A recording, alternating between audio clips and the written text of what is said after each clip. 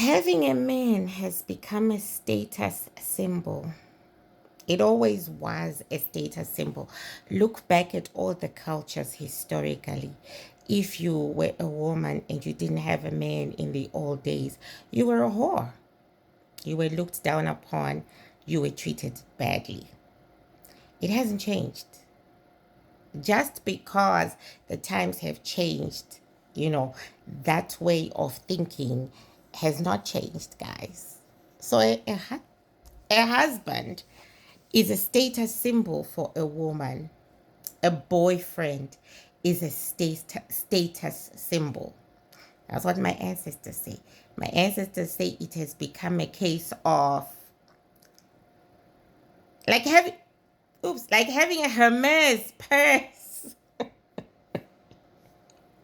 That's what they just said. They said it has become like a man is a Hermes purse, a Hermes bag. Um, you know, a designer bag. And every woman wants that designer bag just because she sees it on another woman. My ancestors say women have, let me close my eyes so that I can hear them more.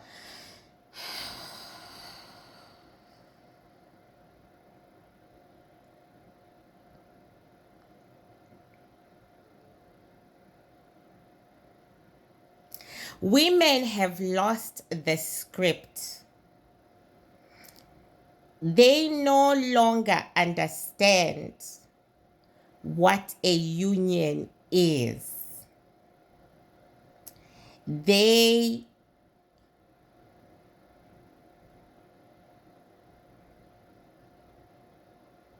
hold on. They take for granted the way they are treated as long as they get the D.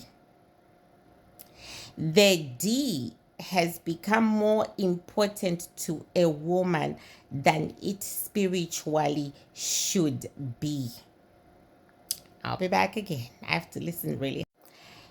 My ancestors say the women, after hundreds of years of realizing that they are getting nothing from men except the D, they took what they could get and they made it priority number one. Because asking a man, will you protect me? He will say no. Will you provide for me? He will say no. Will you sleep with me? He will say yes. So they took the D and made it the most important, which is what they don't want for me. They said for you, the D has got to be the last thing on the list. His protection and his providence are what is important. So they make sure that I stand on the protection and providence first, because women were never meant to get obsessed about the D. They were created to get obsessed about a man. And then, and your obsession or your obsession about the man is based on his protection and his providence. They say this is why women chase rich men. We're naturally created to chase the best provider. But the best provider has become elusive.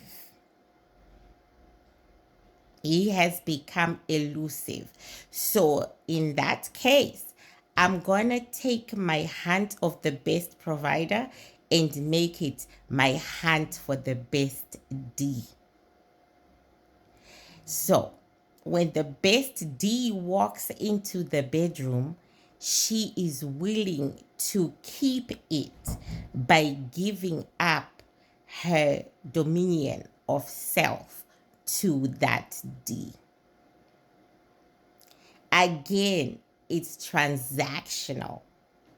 So you stay with me, You become my designer purse. You give me great D. And in exchange for that, I will put a roof over your head, give you all my money. I will pay you. Because she is unable to get to the best provider. So my next question is, how can she get to the best provider? My ancestors say the way the modern world is created, she can't. She can't. The way the modern world is stacked against her. She can't. Okay. So next question. So what should she do? Stand her ground. That's what they just said. She has to stand her ground. That's what I'm good at when it comes to my finances. They said, "Oh, thank you, my ancestor said you're very good at everything." You're very good at not chasing the D, and you are very good at watching your finances. Yeah, thank you. That's true. Yeah, stand your ground. Stand your ground. This is what I want from a man, and I'm not going to compromise. You might be lonely, they said, but your chances of getting a good man are much higher than the one who is chasing the D. Stand your ground. This is what you want from a man. And he has to give you this in order for you to be with him. If he doesn't want to give it to you, he must walk. They said Nene Leakes, yes, they've been looking at Nene Leakes. They said Nene Leakes is struggling to replace her husband, and she doesn't even want to. Because he was the provider, the cheerleader.